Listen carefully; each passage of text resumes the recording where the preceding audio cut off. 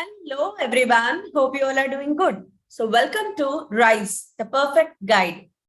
Rice లో మనము long term course తీసుకుంటున్నామని మీ అందరికీ తెలుసు. ఈ లాంగ్ టర్మ్ కోర్స్ లో ఫస్ట్ ఇయర్ చాప్టర్ స్టార్ట్ చేసాం.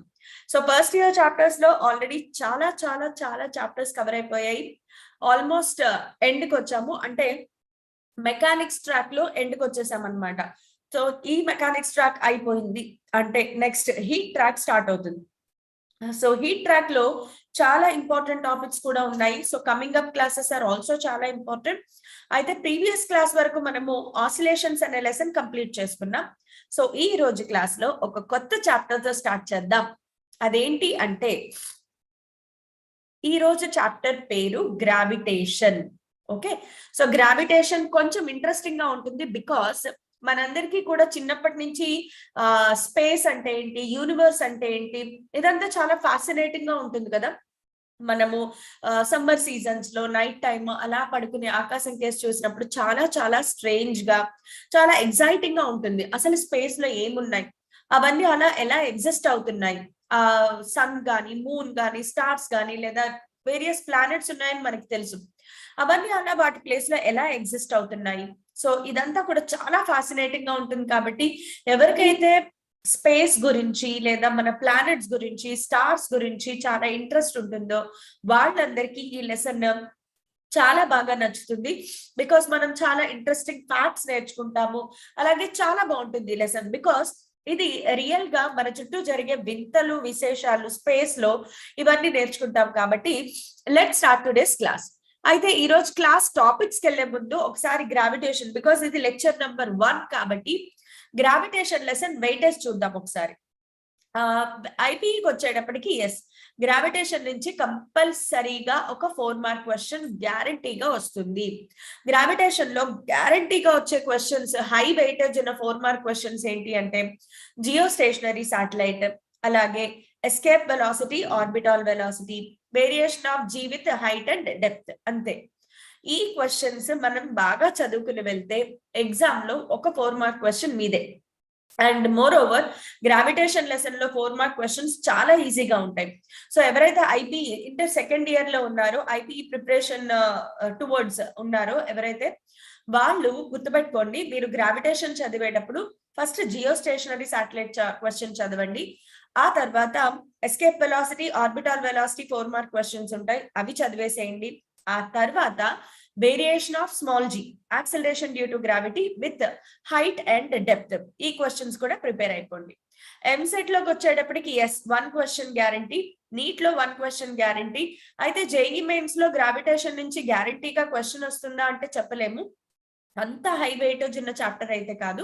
So but EAMCET wise, NEET wise అయితే మాత్రం మంచి వెయిటేజ్ ఉన్న చాప్టర్ అని చెప్పుకోవచ్చు. ఓకే, ఈ రోజు టాపిక్స్ కి వచ్చేద్దాం. ఈ రోజు టాపిక్స్ ఏంటి అంటే gravitation, Kepler's laws, universal law of gravitation and acceleration due to gravity అంటే ఏంటి, due to acceleration due to gravity అంటే ఏంటి నేర్చుకుందాం. Okay, so let's start our today's class. Gravitation, yes, the most fascinating word for scientist. అసలు ఈ gravitation అనే పదం గనక తెలియకపోతే అసలు యూనివర్స్ గురించి మనకేమీ తెలియనట్లే అనమాట. సో ఈ యూనివర్స్ లో ఆ ఆబ్జెక్ట్స్ అన్ని ఎలా ఎగ్జిస్ట్ అవుతున్నాయి, వాటి ప్లేసెస్ లో అవి ఎలా ఉంటున్నాయి, ఇవన్నీ తెలుసుకోవడానికి వీటన్నిటికీ మెయిన్ కారణం ఏంటి అంటే gravitation. So gravitation is a natural phenomena.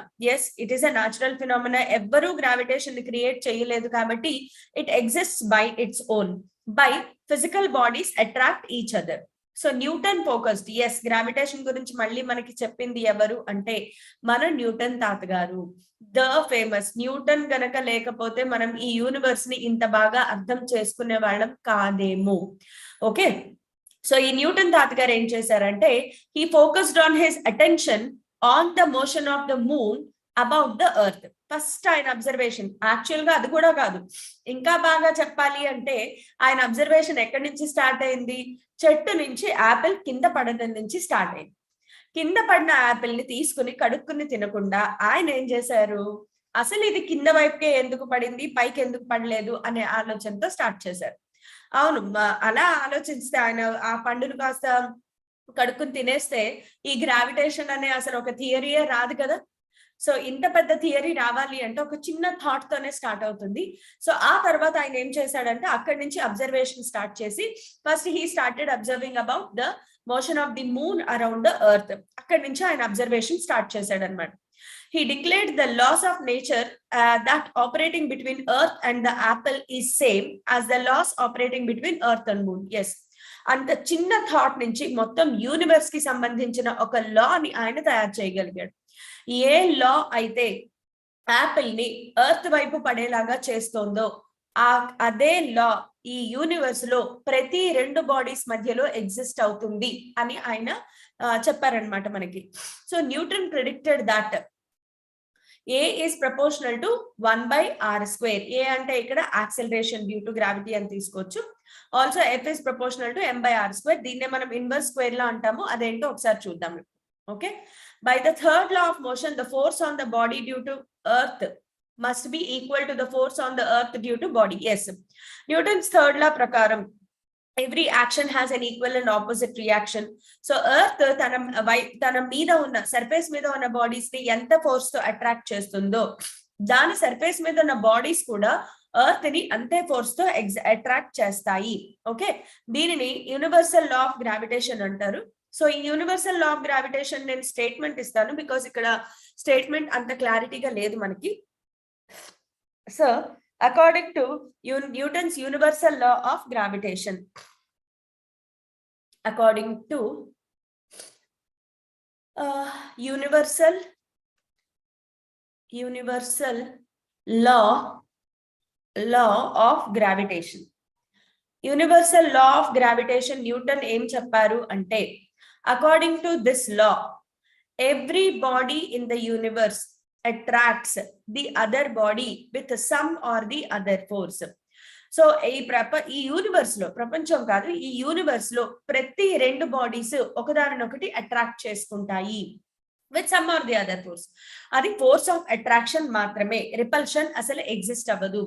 Gravitational force is always attractive force. గుర్తుపెట్టుకోండి, gravitational force is always attractive. దానికి రిపల్సివ్ అనేది ఉండదు అన్నమాట. Gravitational force is always attractive. ప్రతి రెండు బాడీస్ మధ్యలో అట్రాక్టివ్ ఫోర్స్ ఉంటుంది. అయితే అది స్ట్రాంగ్ అవ్వచ్చు, వీక్ అవ్వచ్చు, depending on the size of the body and depending on the distance between the bodies ఈ ఫోర్స్ ఆఫ్ అట్రాక్షన్ అనేది వేరీ అవుతుంది. So according to this universal gravitational law మన దగ్గర రెండు బాడీస్ ఉన్నాయి అనుకుందాం. ఒకటి మాస్ m1, రెండోది మాస్ m2. ఓకే, ఈ రెండు బాడీస్ కూడా సమ్ r డిస్టెన్స్ లో సెపరేట్ అయి ఉన్నాయి అనుకుంటే, according to universal gravitation law m1 attracts m2 with a force F అనుకుంటే m2 also attracts m1 with same force F. అదే ఫోర్స్ F తో అది అట్రాక్ట్ చేస్తుంది. సో ఈ ఫోర్స్ ఏదైతే ఉందో, if F is the force of attraction between the two bodies separated by certain distance, then F is directly proportional to the product of their masses. F is directly proportional to the product of their masses and this force is inversely proportional to the square of the distance between them. So ఇదే universal law of gravitation. దీనినే inverse square లా అని కూడా అంటారు. ఎందుకంటే ఇక్కడ చూడండి, F is inversely proportional to the square of the distance. ఎక్కువగా conservative forces అన్నిటికీ కూడా ఇన్వర్స్ స్క్వేర్ లా అప్లై అవుతుంది. Gravitational force is a conservative force. So అందుకే ఇన్వర్స్ స్క్వేర్ లా అప్లై అవుతుంది అన్నమాట. మీకు సెకండ్ ఇయర్ లో ఒక టాపిక్ వస్తుంది, ఎలక్ట్రోస్టాటిక్ ఫోర్స్. అది కూడా కన్జర్వేటివ్ ఫోర్స్. సో అందుకే అక్కడ కులూమ్స్ లా ఉంటుంది, దానిని కూడా ఇన్వర్స్ స్క్వేర్ లా అంటారు. Anyway, so universal law of gravitation ఏం చెప్తుంది అంటే మనకి according to this law every two bodies in the whole universe attract each other with some or the other force. So a force of attraction F anukunte the force of attraction between two bodies is directly proportional to the product of the masses and inversely proportional to the square of the distance between them. ఈ రెండు combined చేసి రాస్తే వచ్చేదే F is proportional to m1 m2 by r square. అయితే ఎప్పుడైతే మనం proportionality తీసేసి is equal to రాస్తామో అక్కడ ఒక కాన్స్టెంట్ ఇంట్రడ్యూస్ చేయాలి. మరి న్యూటన్ తాతగారు ఆల్రెడీ ఆ కాన్స్టెంట్ ని క్యాలిక్యులేట్ చేసి పెట్టారు, దానిని జీ అంటాము. So Gm1m2/r². ఇదే మన famous and the most important inverse square law in case of gravitation. So F అంటే ఏంటి? The force of attraction. G పేరేంటి అంటే యూనివర్సల్ కాన్స్టెంట్ ఆఫ్ గ్రావిటేషన్ లేదా యూనివర్సల్ గ్రావిటేషనల్ కాన్స్టెంట్ అని కూడా అంటారు.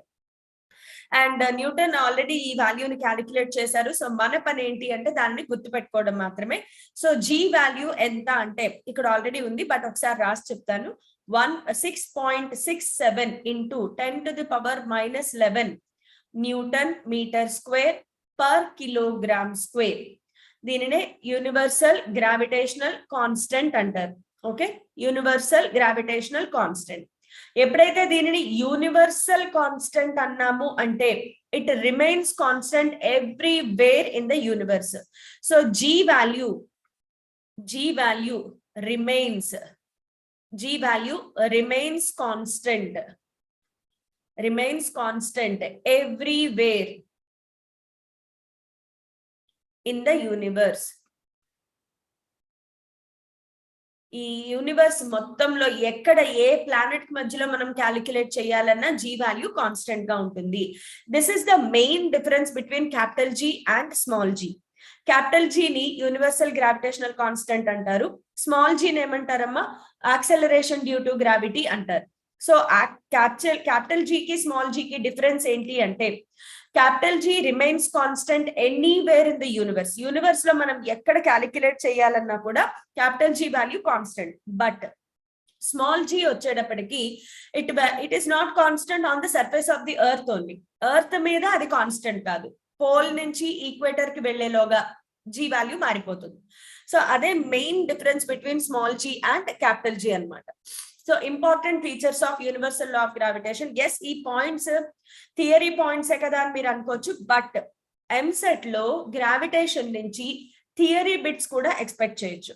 సో థియరీ బిట్స్ యాక్చువల్ గా మోస్ట్ టఫెస్ట్ క్వశ్చన్స్ అవుతాయి, బికాస్ ఆప్షన్స్ చదువుతూ ఉంటే అన్ని ఆప్షన్స్ కరెక్ట్ రిలవెంట్ గానే ఉన్నాయి అని అనిపించేస్తూ ఉంటుంది అనమాట. సో అన్లెస్ కంటెంట్ క్లారిటీ లేకపోతే మాత్రం మనము కాన్సెప్చువల్ క్వశ్చన్స్ ని ఆన్సర్ చేయలేము. సో దానికోసం అని చెప్పి ఒకసారి పాయింట్స్ అన్ని మనం తెలుసుకోవడం చాలా అవసరం. Gravitational force between two masses is independent of the intervening medium. Yes, వాటి రెండిటి మధ్యలో ఏ మీడియం ఉంది దాని మీద డిపెండ్ అవ్వదు. ఫర్ ఎగ్జాంపుల్, నా దగ్గర రెండు మాసెస్ ఉన్నాయి, M1 M2. ఈ రెండు ఆర్ అనే డిస్టెన్స్ లో సెపరేషన్ లో ఉన్నాయి. ఫస్ట్ ఈ రెండింటి మధ్యలో ఎయిర్ ఫిలప్ చేసాం. ఎయిర్ ఫిలప్ చేసినప్పుడు ఫోర్స్ ఆఫ్ అట్రాక్షన్ రెండింటి మధ్యలో ఎఫ్ అనుకుందాం. ఎయిర్ ని తీసేసి ఇక్కడ సమ్ గ్లాస్ ని ఫిలప్ చేసాం, అయినా కూడా ఫోర్స్ ఎఫ్ ఉంటుంది. గ్లాస్ తీసేసి సమ్ అదర్ మీడియం ని ఫిలప్ చేసాము అనుకుందాం, వేరే ఏదో మీడియం ని ఫిలప్ చేసాం, సమ్ ఆయిల్ ఈస్ ఫిల్డ్, అప్పుడు కూడా ఫోర్స్ ఆఫ్ అట్రాక్షన్ ఎఫ్ఏ ఉంటుంది. సో రెండు బాడీస్ మధ్యలో ఫోర్స్ ఆఫ్ అట్రాక్షన్ ఏదైతే ఉందో అది ఆ రెండింటి మధ్యలో ఉండే మీడియం మీద డిపెండ్ అవ్వదు. అది first point. Next, excuse me, the mutual gravitational forces between two bodies are equal and opposite. That is gravitational force. Yes, gravitational force అనేది న్యూటన్స్ థర్డ్ లా ఒబే చేస్తుందని చెప్పుకున్నాం కదా, బికాస్ M1 M2 ని ఎంత force తో attract చేస్తుందో M2 కూడా M1 ని అదే ఫోర్స్ తో అట్రాక్ట్ చేస్తుంది. ఒక్కొక్కసారి మనకి ఎంసెట్ లో ఇలాంటి క్వశ్చన్స్ వస్తాయి. M1 M2 మీద ఎగ్జర్ట్ చేసే ఫోర్స్ కి అలాగే M2 M1 మీద ఎగ్జర్ట్ చేసే ఫోర్స్ కి రిలేషన్ ఏంటి అనేది చెప్తారనమాట. సో ఈ రిలేషన్ ఏంటి చెప్పాలి అంటే మనకి 1:1 ఆర్ రేషియో ఫైండ్ అవుట్ చేయండి అంటే రేషియో ఏమవుతుంది? 1:1 అవుతుంది కదా, బికాస్ M1 M2 ని ఎంత ఫోర్స్ తో అట్రాక్ట్ చేస్తుందో M2 కూడా M1 ని అదే ఫోర్స్ తో అట్రాక్ట్ చేస్తుంది. సో ఆ రెండింటి మధ్యలో ఫోర్స్ కి రేషియో ఎంత అంటే 1:1 వస్తుంది అనమాట. సో అక్కడ న్యూటన్స్ థర్డ్ లో ఒబే అవుతుంది. Next, the gravitational force is a conservative force. Gravitational force అనేది ఏంటమ్మా? Conservative force. ఇందాక చెప్పాను కదా, కన్జర్వేటివ్ ఫోర్స్ అంటే ఏంటి? వర్క్ పవర్ ఎనర్జీ లెసన్ లో ఆల్రెడీ నేర్చుకున్నాం. ఏ ఫోర్స్ వల్ల అయితే జరిగిన వర్క్ పాత్ మీద డిపెండ్ అవ్వదో అలాంటి ఫోర్స్ ని మనం కన్జర్వేటివ్ ఫోర్స్ అంటాం. Next, the law of gravitation holds for point masses. Yes, point masses అనే పదానికి మీనింగ్ ఏంటంటే ఆ మాస్ యొక్క ఎంటైర్, ఆ బాడీ యొక్క ఎంటైర్ మాస్ ఏదో ఒక పాయింట్ నుంచి యాక్ట్ అవుతోంది అని మనం కన్సిడర్ చేస్తాం అనమాట. సో అలాంటి వాటిని మనం పాయింట్ మాసెస్ అంటాము. Next, the gravitational force between 2 point masses is a central force. Central force అంటే అదే మీనింగ్. ఒక బాడీ యొక్క ఎంటైర్ మాస్ ఒక పాయింట్ దగ్గర, సెంటర్ దగ్గర యాక్ట్ అయితే వాటిని సెంట్రల్ ఫోర్సెస్ అంటారు. అంటే ఆ force centre to centre calculate చేస్తాం. ఫర్ ఎగ్జాంపుల్ ఈ కేసు చూడండి, M1 అనేది ఒక స్పియర్, M2 అనేది ఇంకొక స్పియర్, లేదా M1 అనేది ఒక ప్లానెట్, M2 అనేది ఒక ప్లానెట్. ఇప్పుడు ఈ M1 యొక్క ఎంటైర్ మాస్ దాని సెంటర్ దగ్గర, M2 యొక్క ఎంటైర్ మాస్ దాని సెంటర్ దగ్గర యాక్ట్ అవుతుంది కదా. సో దీని సెంటర్ నుంచి దీని సెంటర్ కి మనం క్యాలిక్యులేట్ చేస్తాము. డిస్టెన్స్ అనేది సెంటర్ టు సెంటర్ మాత్రమే క్యాలిక్యులేట్ చేస్తాం కాబట్టి ఇక్కడ these are point masses and ఈ ఫోర్సెస్ ని సెంట్రల్ ఫోర్సెస్ అంటాం. Okay, gravitational force between 2 bodies is independent of presence of other bodies. Yes, M1 M2 ఉన్నాయి ఇక్కడ మనకి. M1 అనేది M2 అనేది ఉంది. M1 M2 మధ్యలో సెపరేషన్ R అనుకుందాం. ఇప్పుడు ఈ రెండింటి మధ్యలో ఫోర్స్ ఆఫ్ అట్రాక్షన్ ఎంత అంటే F. ఇప్పుడు ఈ రెండింటి మధ్యలో M3 అనే ఒక థర్డ్ బాడీని తీసుకొచ్చి ప్లేస్ చేశాను.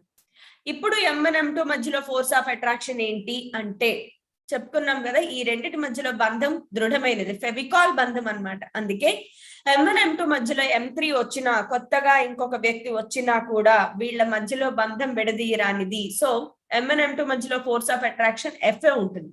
బికాస్ F ఫార్ములా ఒకసారి గుర్తు తెచ్చుకోండి. F కి ఫార్ములా ఏంటి? F is equal to Gm1 M2 by R². So F అనేది దేని మీద డిపెండ్ అవుతుంది? M1 M2 మాసెస్ మీద డిపెండ్ అవుతుంది, అలాగే వాటి మధ్యలో డిస్టెన్స్ మీద డిపెండ్ అవుతుంది. థర్డ్ బాడీ వచ్చినంత మాత్రాన వీటి మాసెస్ మారలేదు, వాటి మధ్యలో డిస్టెన్స్ కూడా మారలేదు, అంటే ఫోర్స్ కూడా మారదు కదా ఆబ్వియస్ గా. అదన్నమాట సంగతి. Next, so before we enter into gravitational force detailed గా వెళ్లే ముందు ఒక చిన్న టాపిక్ కెప్లర్స్ లా ఫినిష్ చేద్దాం. బికాస్ గ్రావిటేషన్ అని చెప్పుకున్నాక కెప్లర్స్ లా గురించి చెప్పుకోకుండా గ్రావిటేషన్ ఇన్కంప్లీట్. బికాస్ న్యూటన్ కంటే ముందు కెప్లర్ అనే ఆయన చాలా మంచి కంక్లూషన్స్ ఇచ్చారనమాట. అసలు యూనివర్స్ గురించి ఒక క్లారిటీ స్టార్ట్ అయింది ఎక్కడి నుంచి అంటే కెప్లర్స్ లా దగ్గర నుంచి. So first Kepler's law finish చేసేద్దాము and then we will move on to the Newton's gravitational law. So Kepler's law total 3 laws ఉంటాయి. Kepler's first law, second law, third law. వీటికి మళ్ళీ ఇంకొక సబ్ నేమ్స్ ఉంటాయి అన్నమాట. అంటే అది దేని గురించి మాట్లాడుతుందో ఆ దాని పేరు మీద ఆ లా ఉంటుంది. Kepler's first law is also called as law of orbits. Kepler's first law is also called as law of orbits. ఎందుకు అంటే ఫస్ట్ లా లో మనకి కెప్లర్ ఆర్బిట్ యొక్క షేప్ గురించి, ఆర్బిట్ ఎలా ఉంటుంది అనే దాని గురించి ఒక క్లారిటీ ఇచ్చారనమాట. So according to Kepler's first law, each planet moves in an elliptical orbit with the sun at one focus. Yes, ellipse అనే పదానికి మీకు మీనింగ్ తెలిసే ఉండాలి. ఎలిప్స్ అంటే ఎలాంగేటెడ్ సర్కిల్. ఎలాంగేటెడ్ సర్కిల్ ని ఎలిప్స్ అంటారు. మనకి మ్యాథ్స్ లో ఏంటంటే దీన్ని కాంబినేషన్ ఆఫ్ 2 సర్కిల్స్ గా తీసుకుంటారు అనమాట. ఎలిప్స్ అనేది it is a combination of 2 circles. అంటే దీనికి ఖచ్చితంగా 2 సెంటర్స్ ఉంటాయి. ఎలిప్స్ కి 2 సెంటర్స్ ఉంటాయి, వాటిని ఫోకస్ అంటారు. ఇది ఫోకస్ 1, ఇది ఫోకస్ 2. ఓకే, F1 అండ్ ఇదేమవుతుందమ్మా F2. సో 2 ఫోకస్ లో ఇప్పుడు according to Newton's Kepler's first law, every planet sun చుట్టూ తిరిగేటప్పుడు అది ఎలిప్టికల్ ఆర్బిట్ లో తిరుగుతుంది. మరి ఆ ఎలిప్టికల్ ఆర్బిట్ లో తిరిగేటప్పుడు సన్ ఎక్కడ ఉంటారు అంటే ఈ 2 ఫోకస్ లో ఏదో ఒక ఫోకస్ దగ్గర సన్ కాన్సన్ట్రేట్ అయి ఉంటాడు. సో అది రూల్ మనకి ఖచ్చితంగా చెప్పలేము. F1 దగ్గర సన్ లొకేట్ అయి ఉంటాడా, F2 దగ్గర లొకేట్ అయి ఉంటాడా, it depends. But F1 are F2 ఏదో ఒక ఫోకస్ దగ్గర సన్ లొకేట్ అయి ఉంటాడు.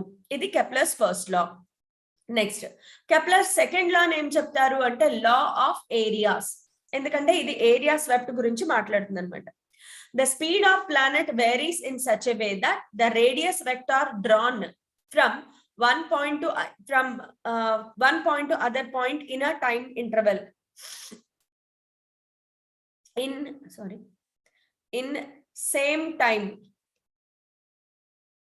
sweeps same areas, సేమ్ టైంలో సేమ్ ఏరియాస్ ని స్వీప్ చేస్తుంది. ఇక్కడ ఎగ్జాంపుల్ డయాగ్రామ్ ద్వారా చెప్తాను, మీకు ఇంకా ఈజీగా అర్థమవుతుంది. ఇక్కడ మన సన్ లొకేట్ అయి ఉన్నాడు అనమాట. This is the position of sun. ఇప్పుడు సన్ చుట్టూ మన ప్లానెట్ తిరుగుతుంది. ప్లానెట్ సన్ కి క్లోజర్ రీజియన్ లో ఉంటే, సన్ కి దగ్గరలో ఉండే రీజియన్ ని పెరిహిలియన్ అంటారు, సన్ కి దూరంగా ఉండే రీజియన్ ఏమంటారు, అభిలియన్ అంటారు. ఓకే, పెరిహిలియన్ లో ఒక టీ టైంలో, లెట్ us టేక్ టీ టైంలో ఇంత రీజియన్ లో ఇలా తిరిగింది అనుకుంటే ఇది ఒక ఏరియా. సో ఈ ఏరియా అండ్ అదే టైంలో సేమ్ టైం టీలో ఎపిహిలియన్ లో అది తిరిగినప్పుడు ఏరియా, ఈ రెండు సేమ్. ఈ ఏరియా సేమ్ గా ఉంటుంది. Equal areas in equal times. Yes, perihelion అయినా ఎపిహిలియన్ అయినా తేడా రాదు. అది దాని స్పీడ్ మీద డిపెండ్ అవుతుంది అనమాట. పెరిహిలియన్ కి వచ్చేటప్పటికి చాలా స్పీడ్ గా మూవ్ అవుతుంది, ఎపిహిలియన్ కి వచ్చేటప్పటికి చాలా స్లోగా మూవ్ అవుతుంది. దానివల్ల దాని ఏరియాస్ అనేవి ఈక్వల్ గా మెయింటైన్ అవుతాయి.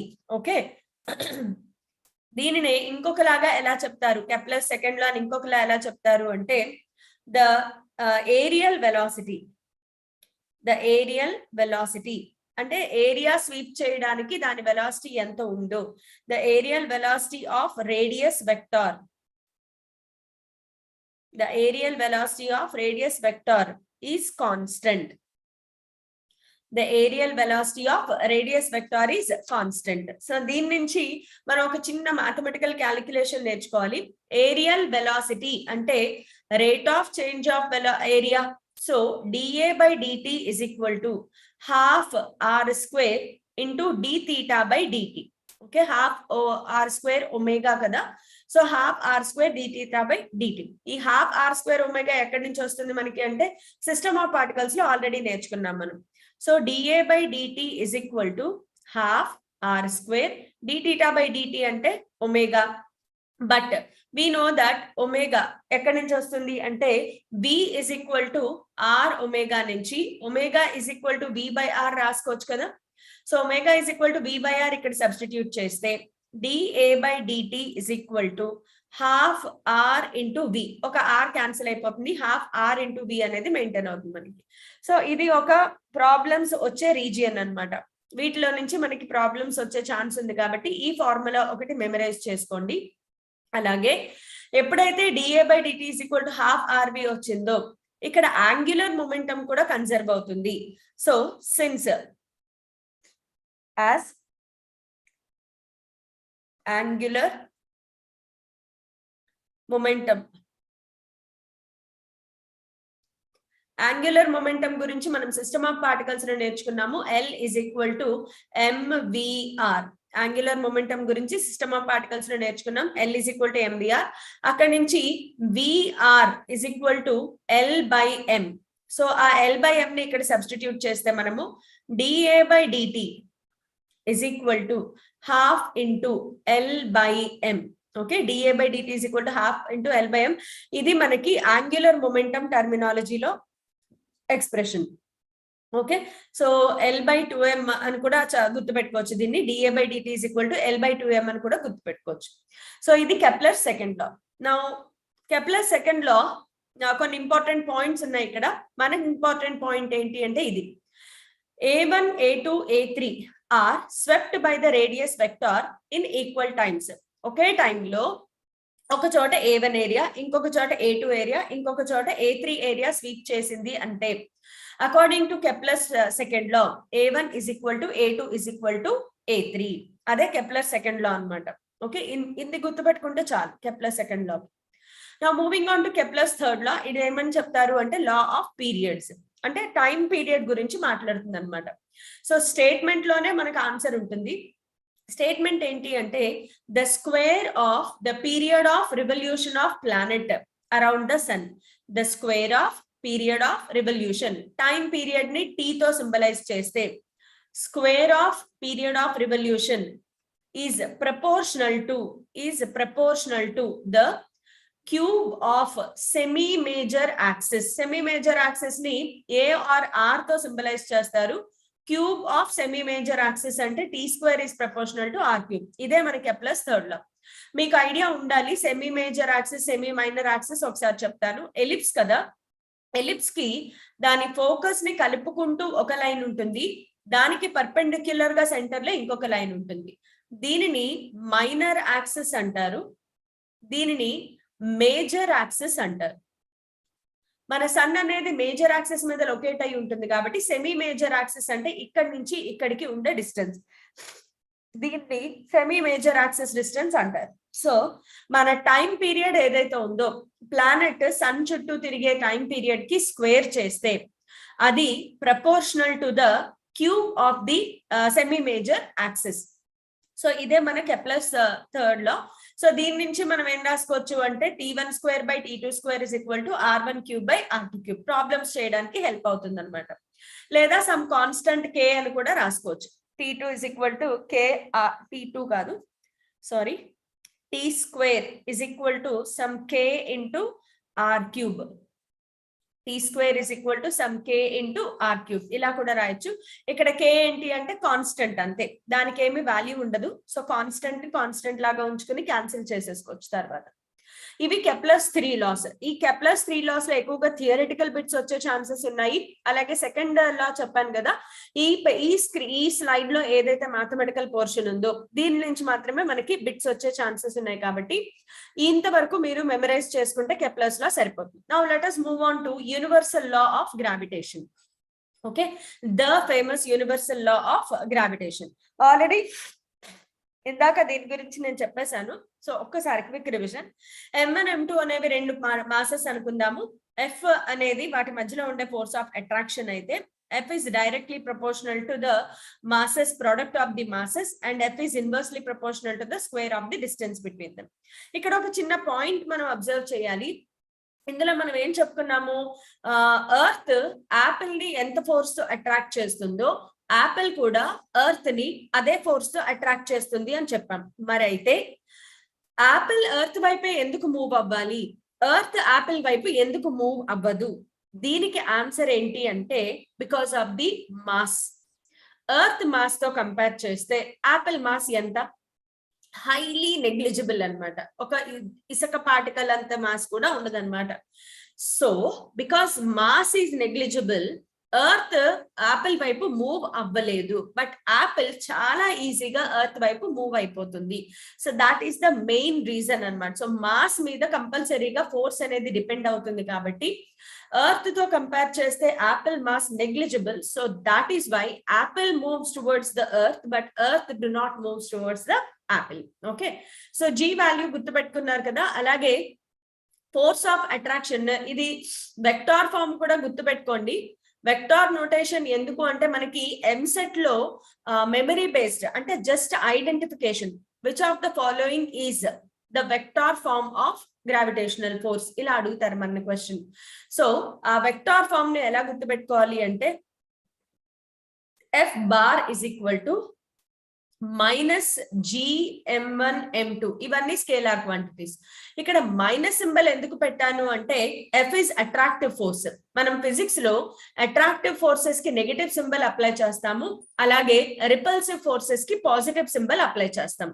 సో అందుకే ఇక్కడ నెగటివ్ సింబల్ వచ్చింది. G కి కానీ M1 M2 కానీ బార్ పెట్టకూడదు, బికాస్ అవన్నీ G కాన్స్టెంట్, అది వెక్టార్ కాదు, స్కేలార్ కాదు, అది ఒక కాన్స్టెంట్. నెక్స్ట్ M1 M2 అనేవి స్కేలార్ క్వాంటిటీస్ బై, కానీ పొజిషన్ M1 నుంచి M2 కి మెజర్ చేస్తున్నావా, M2 నుంచి M1 కి మెజర్ చేస్తున్నావా, అది వెక్టార్ క్వాంటిటీ. సో R కి మనము పెట్టాలి అంటే ఇక్కడ R క్యాప్ రాస్తే R స్క్వేర్ ఉంటుంది.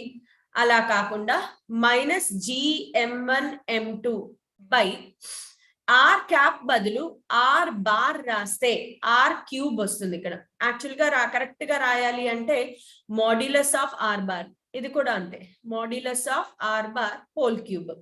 ఎందుకు క్యూబ్ వచ్చింది అంటే R క్యాప్ ప్లేస్ లో మనకు ఆల్రెడీ తెలుసు A cap is equal to A bar by modulus of A bar. అలాగే R cap is equal to R bar by modulus of R bar.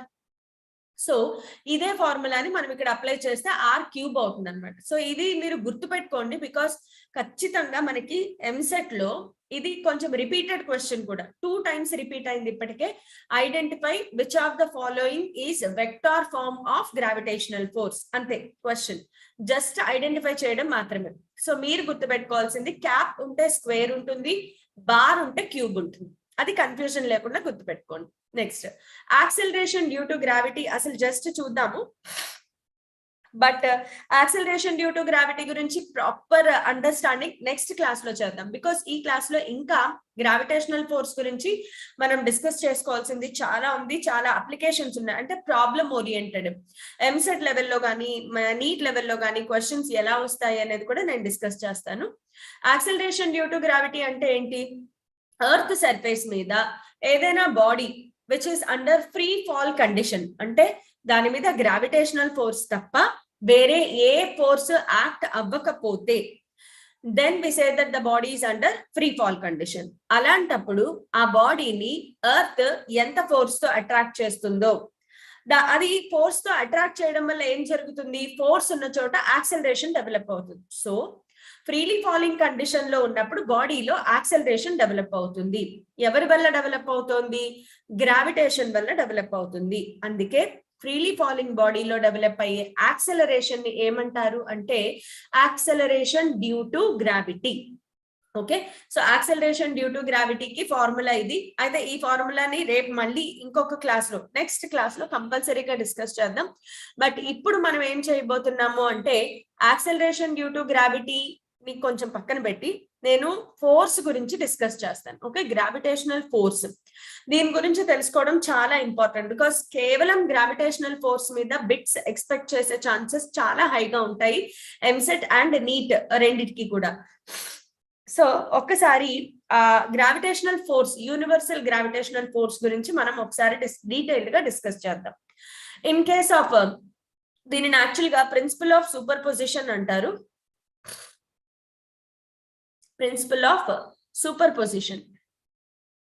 Actual గా నా సజెషన్ ఏంటి అంటే ఎవరైతే గ్రావిటేషన్ లెసన్ ని బాగా ఫాలో అవ్వగలుగుతారో వాళ్ళకి సెకండ్ ఇయర్ లో ఎలక్ట్రిసిటీలో ఫస్ట్ చాప్టర్ ఎలక్ట్రోస్టాటిక్స్ లేదా స్టాటిక్ ఎలక్ట్రిసిటీ అని ఉంటుంది, ఎలక్ట్రిక్ చార్జెస్ అండ్ ఫీల్డ్స్. ఆ చాప్టర్ చాలా ఈజీగా అనిపిస్తుంది. బికాస్ ఇక్కడ గ్రావిటేషన్, అక్కడ ఎలక్ట్రిక్, ఇక్కడ గ్రావిటేషనల్ ఫోర్స్, అక్కడ కులుంబ్ ఫోర్స్, ఇక్కడ గ్రావిటేషనల్ ఫీల్డ్, అక్కడ ఎలక్ట్రిక్ ఫీల్డ్, ఇక్కడ మాస్, అక్కడ చార్జ్, అంతే. ఈ పదాలు మారుతాయి తప్ప కాన్సెప్ట్ మొత్తం సేమ్ గానే ఉంటుంది. సో గ్రావిటేషన్ ని కనుక మీరు కొంచెం కాన్సన్ట్రేషన్ తో నేర్చుకోగలిగితే ఎలక్ట్రోస్టాటిక్స్ మీకు చాలా ఈజీ అయిపోతుంది. అందుకే ఫిజిక్స్ అనేది ఎప్పుడు టఫ్ అవుతుంది అంటే దాన్ని సరిగ్గా అర్థం చేసుకోలేనప్పుడు. యాక్చువల్ గా ఇవన్నీ టాపిక్స్ ఇంటర్ కనెక్టెడ్ లో ఉంటాయి కాబట్టి ఒక టాపిక్ ని మనం బాగా అర్థం చేసుకుని వేరొక టాపిక్ తో రిలేట్ చేయగలిగితే ఆ టాపిక్స్ చాలా ఈజీ అయిపోతాయి. మీకు ఎక్కువ కష్టపడక్కర్లా, ఎక్కువ టైం కూడా స్పెండ్ చేయక్కర్లా. ఇప్పుడు మీరు ఆల్రెడీ గ్రావిటేషన్ బాగా నేర్చుకున్నారు. సో ఇక్కడ ఎక్కడైతే ఎం వాడామో ఆ లెసన్ లో క్యూ వాడతాము, అంతే. చాలా చిన్న డిఫరెన్స్. సో కాన్స్టెంట్స్ మారుతాయి, అంతే. చిన్న చిన్న మార్పులు మనం చేసుకుని కనెక్ట్ చేసుకోగలిగితే ఆ చాప్టర్స్, ఫిజిక్స్ అంత ఈజీ టాపిక్ ఇంకొకటి ఉండదమ్మా. సో కొంచెం ట్రై చేయండి రిలేట్ చేయడానికి. ఈ టాపిక్ ని ఆ టాపిక్ ని మనం రిలేట్ చేయగలమా లేదా, ఇలా ఆలోచించుకోగలిగితే చాలా ఈజీ అయిపోతుంది physics. Okay, what is principle of superposition ఎప్పుడు వాడతాము అంటే in case of many masses.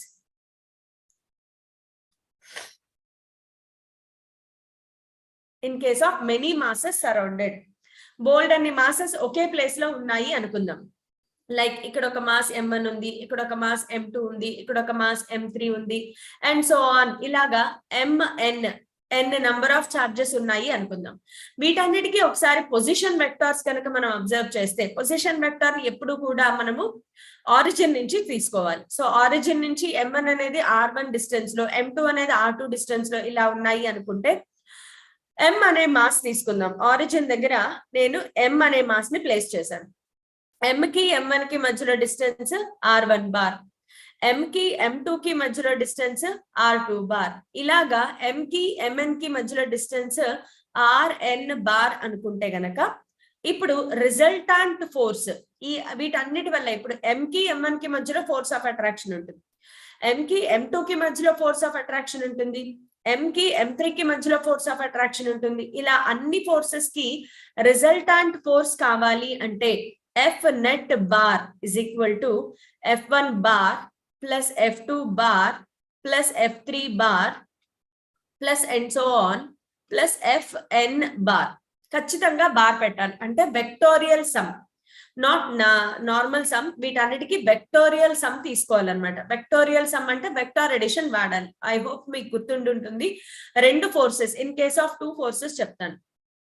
In case of two forces, రెండు ఫోర్సెస్ యాక్ట్ అవుతున్నాయి అనుకుంటే F నెట్ ఎలా క్యాలిక్యులేట్ చేయాలి? Under square root F1 square plus F2 square plus 2F1 F2 cos theta.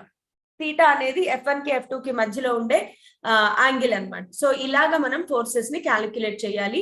One of the most important point to be remembered. So దీని మీద మనకి ఎలాంటి bits వస్తాయి అంటే ఫోర్సెస్ అంటే మాసెస్ ని 3 వర్టిసెస్ మీద ప్లేస్ చేసినప్పుడు, దీనికి ఒక ఎగ్జాంపుల్ ప్రాబ్లం చెప్తాను చూడండి. మనకు ఒక ఈక్విలేటరల్ ట్రయాంగిల్ కన్సిడర్ చేద్దాం. Okay, let us consider an equilateral triangle. దీన్ని 3 vertices మీద M1, M2, M3 లేదు, కన్వీనియంట్ గా ఉండాలి అనుకుంటే ఆల్ 3 మాసెస్ సేమ్ తీసుకుందాం. ఓకే, కొంచెం కన్వీనియంట్, ఈజీగా ఉంటుంది. అన్ని వర్టిసెస్ దగ్గర M అనే మాస్ ప్లేస్ చేసాం. Because it is an equilateral triangle, sides అన్ని సేమ్ గానే ఉంటాయి. సైడ్ A అనుకుందాం. ఇప్పుడు ఈ 3 మాసెస్ వల్ల what is the net or resultant force at the centroid అని అడిగారు అనుకుందాం. ఓకే, లేదా ఏదో ఒక కార్నర్ దగ్గర కూడా తీసుకోవచ్చు. Let us name them A, B, C corners అనుకుందాం. C అనే కార్నర్ దగ్గర ఉన్న మాస్ మీద రిజల్టాంట్ ఫోర్స్ క్యాలిక్యులేట్ చేయాలి. సో A అనే మాస్, A దగ్గర ఉన్న మాస్, C దగ్గర ఉన్న మాస్ అట్రాక్ట్ చేసుకుంటాయి. అలాగే B దగ్గర ఉన్న మాస్, C దగ్గర ఉన్న మాస్ కూడా అట్రాక్ట్ చేసుకుంటాయి. సో ఈ రెండు ఫోర్సెస్ అట్రాక్షన్ వల్ల, ఫోర్స్ ఆఫ్ అట్రాక్షన్ అంటే ఏంటి? ఈ మాస్ ని ఈ మాస్ అట్రాక్ట్ చేస్తుంది. సో ఏ డైరెక్షన్ లో? ఈ డైరెక్షన్ లో. Let us name this as FAC bar. A దగ్గర ఉన్న మాస్ C దగ్గర ఉన్న మాస్ ని అట్రాక్ట్ చేస్తుంది. అలాగే C దగ్గర ఉన్న మాస్ ని B దగ్గర ఉన్న మాస్ కూడా అట్రాక్ట్ చేస్తుంది. దాని వైపు ఫోర్స్ ఆఫ్ అట్రాక్షన్ ఎప్పుడు టువర్డ్స్ యాక్ట్ అవుతుంది. Let us name this as FBC bar. ఈ రెండు ఫోర్సెస్ కి మనం ఇప్పుడు రిజల్టాంట్ ఫైండ్ అవుట్ చేయాలి. ఇప్పుడు ఈ రెండింటి మధ్యలో యాంగిల్ ఎంత ఉంటుంది అంటే 60 degrees, బికాస్ ఇది ఒక equilateral triangle. So first of all direction కావాలి అంటే బై యూజింగ్ పారలెలోగ్రామ్ లా, దీనికి ప్యారలల్ గా ఒక లైన్, దీనికి ప్యారలల్ గా ఒక లైన్ గీస్తే ఇది మన రిజల్టాంట్ FR బార్. ఇది మన రిజల్టాంట్ ఫోర్స్ అన్నమాట. సో ఈ రిజల్టాంట్ ఫోర్స్ ని ఇప్పుడు ఎలా క్యాలిక్యులేట్ చేయాలి? FR is equal to under square route FAC square plus FBC square plus 2 FAC FBC cos ఎంతమ్మా? 60 degrees. Cos 60 degrees.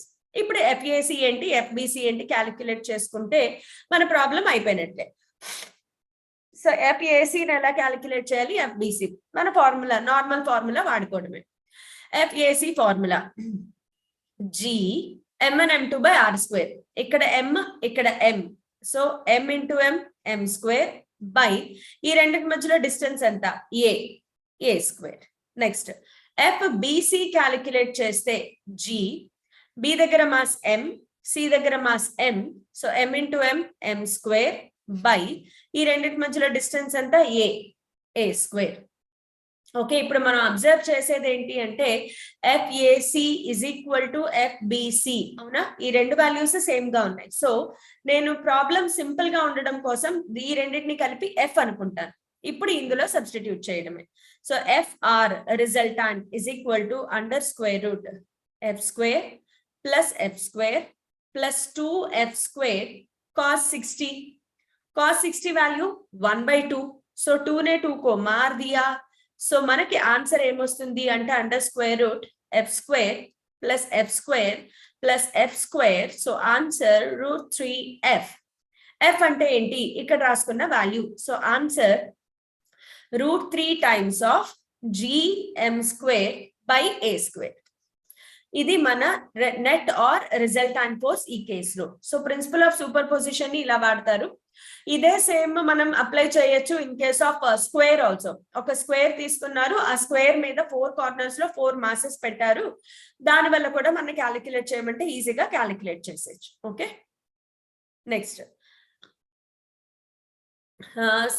Next graphs కి వచ్చేటప్పటికి మనకి at the centre of the earth gravitational force ఏమైపోతుంది అంటే 0, because acceleration due to gravity 0 అయిపోతుంది అనమాట.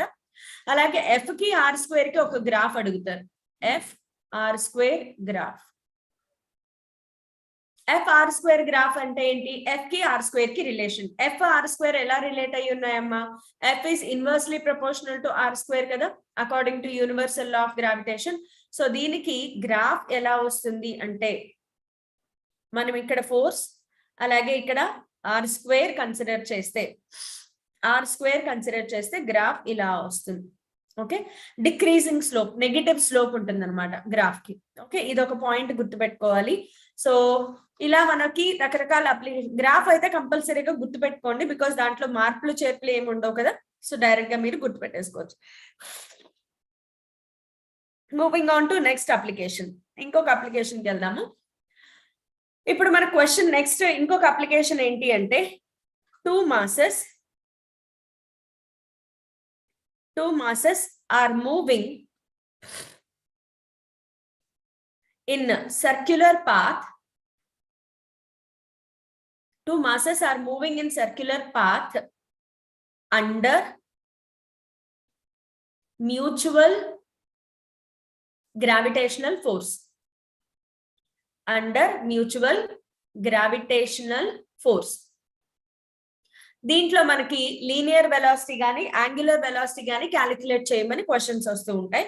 So first of all ఇలాంటి question రాగానే మనం ఏం అర్థం చేసుకోవాలి అంటే, ఖచ్చితంగా 2 మాసెస్ ఉన్నాయి, అలాగే ఆ 2 మాసెస్ కూడా ఈక్వల్ మాసెస్, 2 ఈక్వల్ మాసెస్ అని తీసుకుందాం. ఈక్వల్ తీసుకుంటే ఈజీగా క్యాలిక్యులేషన్ అయిపోతుంది. So 2 equal masses are moving in circular path. అయితే అవి ఎలా మూవ్ అవుతున్నాయి సర్క్యులర్ పాత్ లో?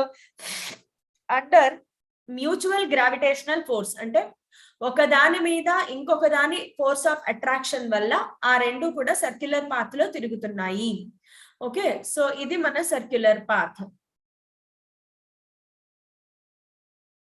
ఈ సర్క్యులర్ పాత్ లో అవి ఖచ్చితంగా మ్యూచువల్ అట్రాక్షన్ వల్ల తిరగాలి అంటే బాగా గుర్తుపెట్టుకోండి, they have to be diagonally oppositely placed. ఖచ్చితంగా డయాగనల్లీ ఆపోజిట్ గా ప్లేస్ అయి ఉండాలి. ఒకవేళ ఈ సర్క్యులర్ పాత్ రేడియస్ ఆర్ అయితే ఈ రెండిటి మధ్యలో డిస్టెన్స్ ఏమవుతుంది? ఇప్పుడు మనకి 2r అవుతుంది. నెక్స్ట్, ఇప్పుడు ఏదైనా బాడీ సర్క్యులర్ పాత్ లో తిరగాలి అంటే ఖచ్చితంగా centripetal force is responsible. Centripetal force లేకపోతే ఆ 2 బాడీస్ సర్క్యులర్ పాత్ లో తిరగవు. ఇప్పుడు ఈ కేసులో సెంట్రిపీటల్ ఫోర్స్ ఏంటి అంటే, it is nothing but the gravitational force. ఈ కేసులో సెంట్రిపీటల్ ఫోర్స్ ని ఎవరు ప్రొవైడ్ చేస్తున్నారు అంటే, it is the gravitational force between the bodies. Gravitational force, ఈ 2 బాడీస్ మధ్యలో ఉండే గ్రావిటేషనల్ ఫోర్సే ఈ రెండింటి మధ్యలో సెంట్రిపీటల్ ఫోర్స్ గా యాక్ట్ అవుతుంది. సెంట్రిపీటల్ ఫోర్స్ కి ఫార్ములా ఏంటి? mv²/r is equal to gravitational force కి formula g. m and m2 రెండు మాసెస్ సేమ్ కదా, ఈ మాస్ m అయితే ఈ మాస్ కూడా m. So m into m m² by ఈ రెండింటి మధ్యలో టోటల్ డిస్టెన్స్ ఎంత? 2r². సో ఆన్సర్ ఏమొచ్చింది? gm²/4r². సో ఇక్కడ ఒక r క్యాన్సిల్ అయిపోయింది, ఒక m క్యాన్సిల్ అయింది మనకి. So v² is equal to gm/4r. ఇక్కడ నుంచి v is equal to linear velocity is equal to g into m/4r. ఇది లీనియర్ వెలాసిటీకి ఫార్ములా. ఇలా కాకుండా యాంగులర్ వెలాసిటీ అడిగితే,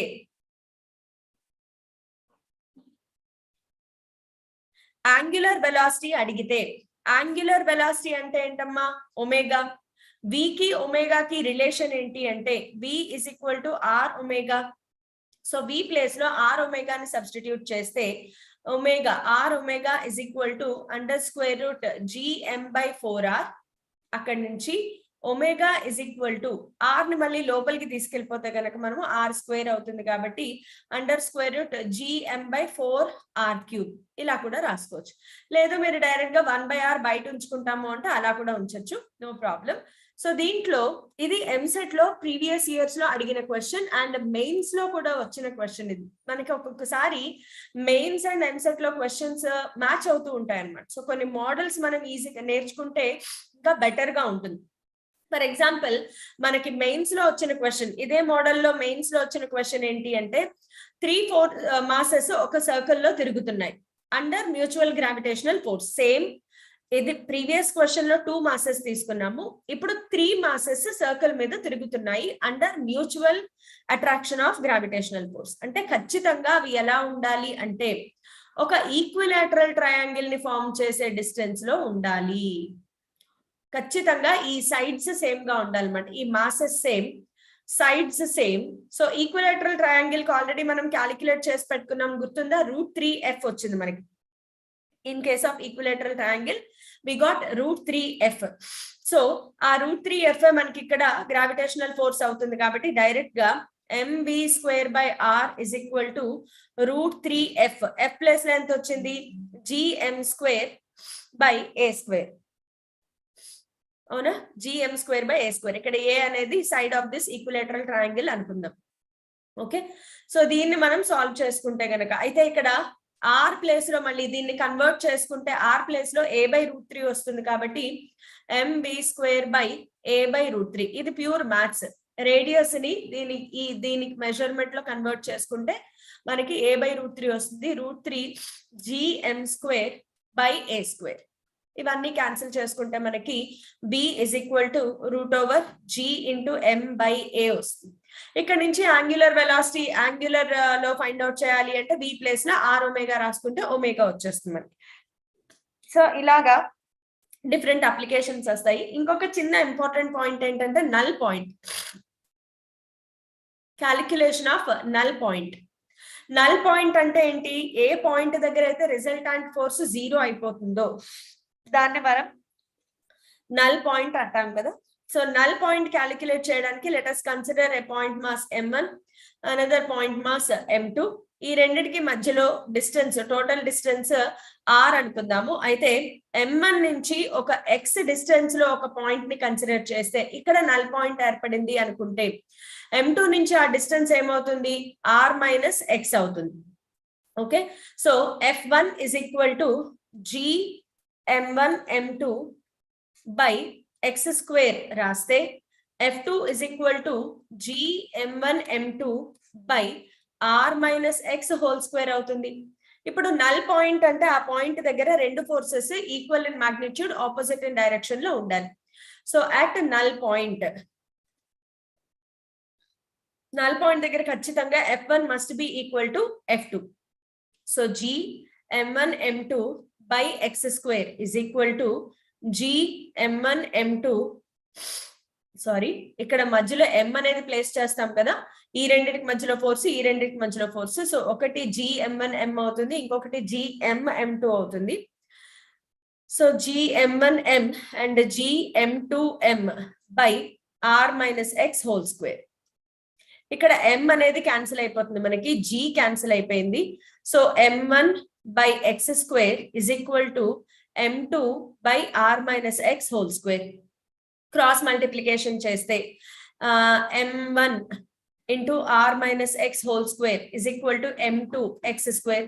రెండు వైపులా స్క్వేర్ రూట్ తీసుకుంటే √m1 × r - x is equal to √m2 × x.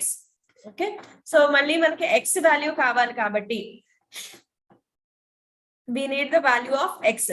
So x అటువైపు పంపించేస్తే x కామన్ తీస్తే √m1 + √m2 is equal to √m1 × r. Okay, √m1 × r.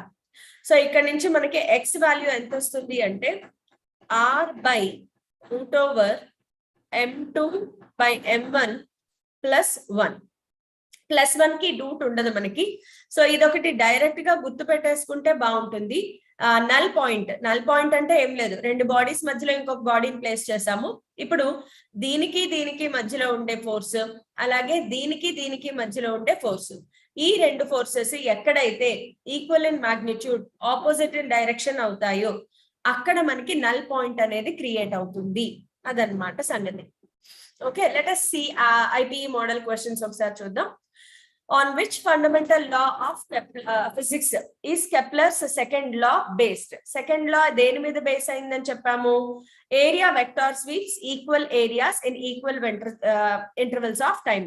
Radius vector sweeps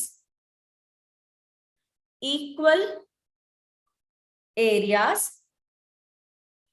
in equal times. Equal areas in equal times. ఇది ఇంకా దేని మీద base అయింది అంటే law of conservation of angular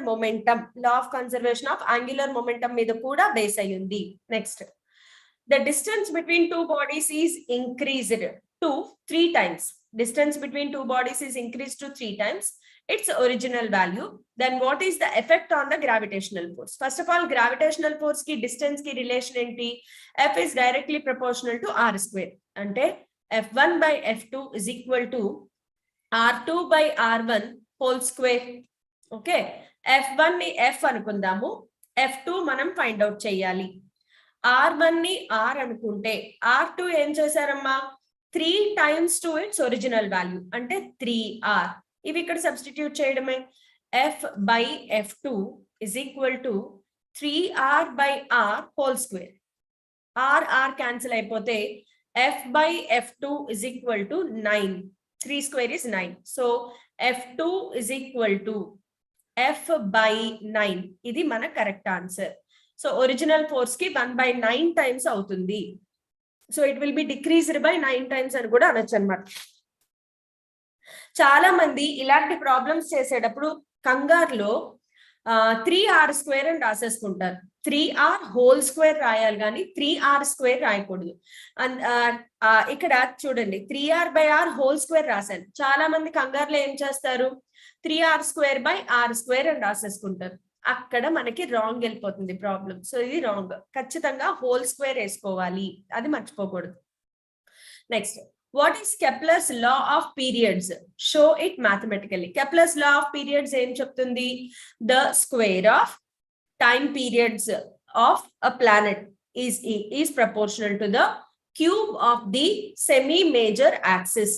so the square of time periods is directly proportional to the cube of semi-major axis. Write 2 characteristics of gravitational force. అబ్బో మనం చాలా characteristics నేర్చుకున్నాం కదా, అందులో ఎనీ 2 characteristics రాయండి. నాకు గుర్తున్నది ఒకటైతే ఫెవికాల్ బంధం, అంటే 2 మాసెస్ మధ్యలోకి వేరే కొత్త మాస్ వచ్చినా కూడా ఈ 2 మాసెస్ మధ్యలో ఉండే ఫోర్స్ అన్డిస్టర్బ్డ్. నెక్స్ట్, ఇంకొక క్యారెక్టరిస్టిక్ ఏం చెప్పుకున్నాము, ఇంకొకటి ఏంటి అంటే the gravitational force is independent of intervening medium. ఆ 2 మాసెస్ మధ్యలో ఏ మీడియం ప్లేస్ చేసాము దాని మీద డిపెండ్ అవ్వదు. గ్రావిటేషనల్ ఫోర్స్ అనేది 2 మాసెస్ మధ్యలో ఏ మీడియం ఉంది అనే దాని మీద డిపెండ్ అవ్వదు. ఓకే, ఇలా మనం చాలా చెప్పుకోవచ్చు గ్రావిటేషనల్ ఫోర్సెస్. ఇంకా ఏమేమి చెప్పుకోవచ్చు? Gravitational force is a central force, it acts on point masses. ఇవన్నీ కూడా మనం నేర్చుకున్నాం కదా, ఒక స్లైడ్ లో ఫుల్ థియరీ పార్ట్స్ ఉంది కాబట్టి దానిలో నుంచి మీరు ఎనీ 2 క్యారెక్టరిస్టిక్స్ పిక్ చేసుకోవచ్చు. Next, assuming earth to be uniform sphere, find an expression for density of earth in terms of small g and capital G. Actual గా స్మాల్ g మనం రేపు discuss చేద్దాం అనుకున్నాం, బట్ ఒకసారి చెప్పేస్తాను. స్మాల్ g కి formula ఏంటి అంటే G into capital M by R². అయితే మాస్ ఎలా రాసుకోవచ్చు? Density into volume. మళ్ళీ వాల్యూమ్ ఎలా రాయొచ్చు? ఎర్త్ స్పియర్ అని చెప్పుకున్నాం కదా, స్పియర్ కి వాల్యూమ్ ఫార్ములా ఏంటి? డెన్సిటీని D అని రాశాను, D కాకపోతే రో అని కూడా రాయొచ్చు. డెన్సిటీని D కాకపోతే రో అని రాద్దాం. రో ఇంటూ వాల్యూమ్ ప్లేస్ లో ఏం రాయాలి? 4/3 πr³. బికాస్ ఎర్త్ అనేది స్పియర్ గా తీసుకున్నాం కాబట్టి స్పియర్ వాల్యూమ్ 4/3 πr³. సో ఇప్పుడు దీన్ని తీసుకొచ్చి ఇక్కడ సబ్స్టిట్యూట్ చేద్దాం. So capital G into rho into 4/3 pi r cube by r square. r square r cube cancel చేస్తే మనకి మిగిలింది ఏంటి? 4/3 pi r rho g. ఇప్పుడు చూడండి, small g in terms of density వచ్చేసింది అనమాట, మనకి వద్దన్నమాట సంగతి. Next, if radius of earth is this much, what will be the weight of 1 quintal? 1 quintal అంటే ఏంటి? 100 kg taken to height above the sea level. ఇది మనం రేపు డిస్కస్ చేసుకుందామని చెప్పుకున్నాం. ఈ క్వశ్చన్ రేపు డిస్కస్ చేద్దాం. ఓకే, ఎంసెట్ మోడల్ క్వశ్చన్స్ చూద్దాం. Earth binds the atmosphere because of. Yes, earth మీద అట్మాస్ఫియర్ ఎందుకు ఎగ్జిస్ట్ అవుతుంది అంటే వన్ ఆఫ్ ద రీజన్స్ ఏంటి అంటే the gravity. Okay, it is the gravity. Next, gravitational mass is proportional to the gravitational force కదా, because F is directly proportional to M1 M2 అని రాసుకున్నామా లేదా? So gravitational force is directly proportional to the mass. So obviously it would be the force. Next, a man inside an artificial satellite feels weightlessness because the force of attraction due to earth is 0 at that place and chappala, is balanced by the force of attraction due to moon and chappala, equal to the centripetal force and chappala, non-effective due to particular design of satellite. Obviously D wrong option. Correct option ఏంటి అంటే 0 at that place, because inside the satellite, artificial satellite లోపల ఏమవుతుంది అంటే small g value 0 అయిపోతుంది.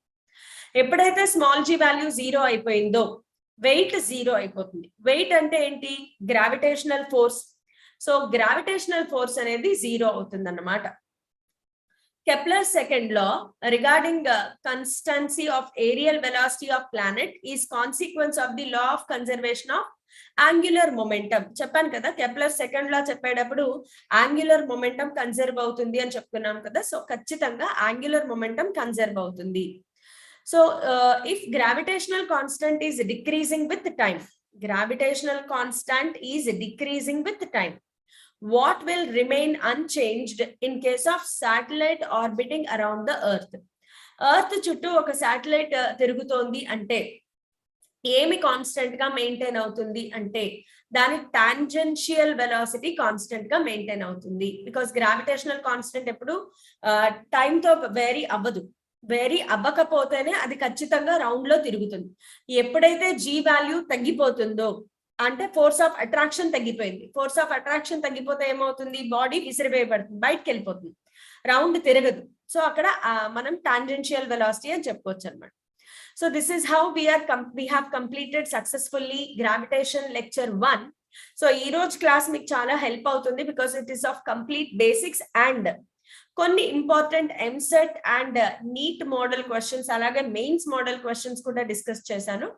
So keep following the class because మనం ఇంకా gravitation లో ఇంకా లెక్చర్స్ కంప్లీట్ చేసుకోవాలి. ఇంకా చాలా ఇంపార్టెంట్ పాయింట్స్ ఉన్నాయి. Thank you all for participating. Will meet you in next class.